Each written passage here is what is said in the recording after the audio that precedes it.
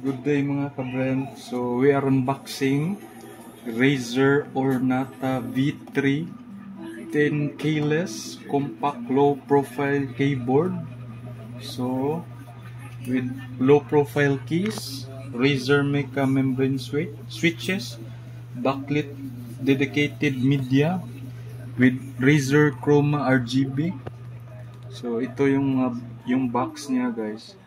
With 2 years warranty, Razer Synapses. So ito yung box niya. So slim type siya mga kabrand, clicky ergonomic. So open box.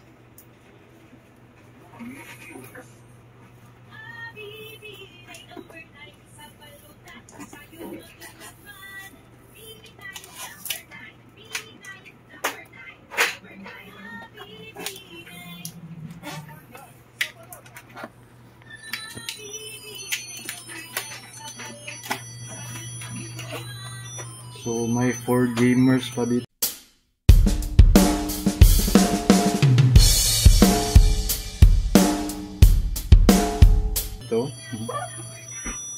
So ito yung box niya with user manuals,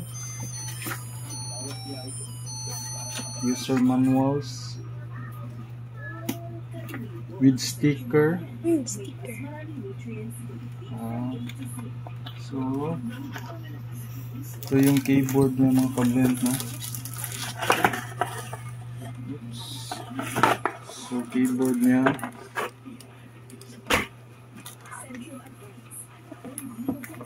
Saka yung palm wrist niya. Palm wrist. Yan. So wala na.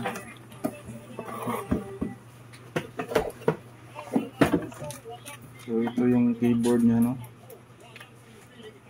So yung USB niya may ano pa, no, yung cover.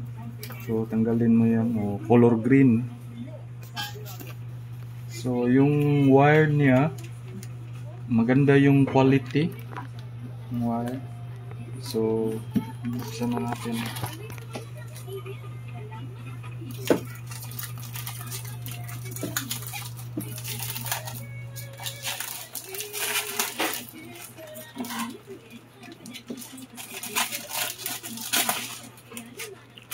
Wow, ang ganda mga kabrand, no.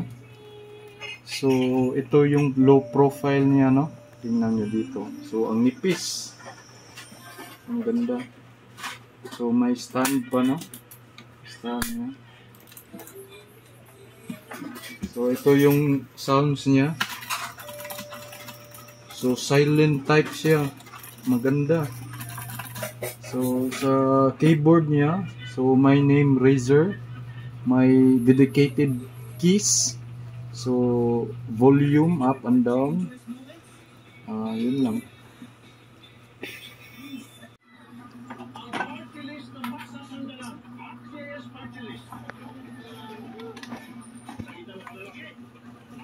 So ito na yung ano niya, no, yung backlit niya.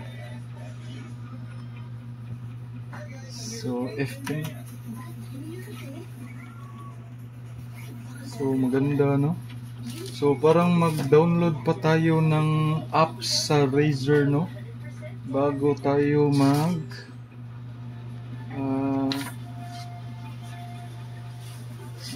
para ma-customize yung keyboards niya, yung lights niya. So automatic siya, no mga kabrand, no. Naka-connect ako sa Wi-Fi. So pag saksak ko sa USB, so automatic siya nag-ano ng software. So may software pala itong keyboard, So may automatic software nga ma-i-download sa laptop. So hindi ko siya dinownload, so kusa lang siya, oh. So ito yung ano niya, yung application niya para ma-ano dito yung ma-change yung RGB lights niya mga kabrent. No, so ito Razer gaming software. Congratulations for getting Razer. Oh, yun yung ano niya. So next lang, Razer select. So mag-select ka lang dito mga kabrent, no, kung ano yung i-download mo. So i-download ko itong Razer Chroma app kasi para ma-change yung color. Razer Axon.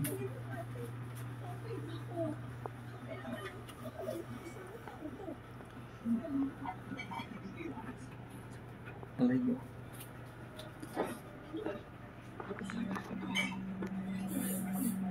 Play.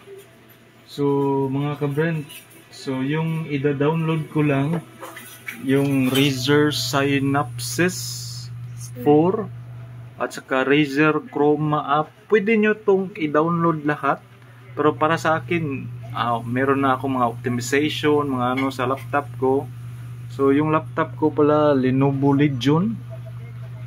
So yan lang yung ano ko. Tas i-click nyo na yung install dito. So yan, next nyo lang dito. Welcome browser. So nag-install na siya. So mag-wait ka lang dyan kasi yung pinili ko lang Razer Synapses 4 at saka Razer App Chroma para ma-customize yung keyboard RGB lightning. So i-try muna natin yung magnetic niya, no. So magnetic niya, palm rest. So pag ganun siya mga kabent, no, ganun nyo lang dito. Magnetic na. Yun dito. Ganun nyo lang. Pwede nyo naman, may palm rest na kayo dito mga kabent, no. So i-test muna natin yung yung keyboard niya. So ganyan yung niya. Sa sounds, i-test natin. So ipaano natin yung camera, yung sounds niya. So maganda, no? Komportable sa kamay mga kabrent. Maganda. Okay, so mga kabrent, so na-download na natin yung Razer Chroma app, no? So ito pala yung Chroma application niya para sa keyboard. Para dito sa keyboard. So first here, first spectrum cycling. Ito yung spectrum cycling niya. Yan yung spectrum cycling. Static, yung static green niya. So all green lang. Breathing green. So mag-breathe siya yung mga ganyan. So yung wave, iba-iba yung kulay. At saka dito sa fire, ganyan yung fire niya, para siyang flame. At saka nag-iba yung kulay. Sa starlight, yung sa starlight niya, ganito yung style niya. Umiilaw dito, mga ganyan-ganyan. So, So, sa wheel, hindi siya applicable sa Razer Ornata version 3 10 keyless because yung nakaano niya dito, no device. So, hindi siya compatible yung wheel. So, sa mga higher version na yun, no? So, pupunta tayo dito sa Razer Chroma device. Example dito mo ma-adjust yung brightness ng niya. At saka dito switch off lightning, effects, duration, medium, dyan na yun. So, thank you for watching. So, please like and subscribe. Bye!